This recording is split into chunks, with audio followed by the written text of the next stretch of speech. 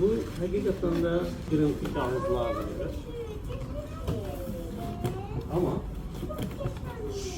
bu kağızların arasından sattığım başka bir şey.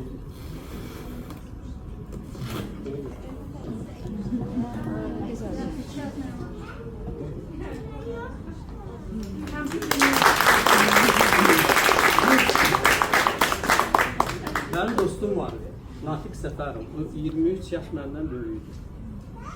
Və bir gün o məni yanına çağırdı. Dedi ki, gel beraber işləyək. Təsadüfən üstədə tanış olmuşdur. Və o diktə edirdi, mən yazırdım. Bu yazı yazmağı ümumiyyətlə bu makinədə öyrənmişim. Və bugünə qədər də bu makinanı mən saxlayıram, bu mənə görə əzizdir. Bu həm də o deməkdir ki, keçmişdə nəyiniz varsa, onları göz bəbəyiniz kimi qoruyun.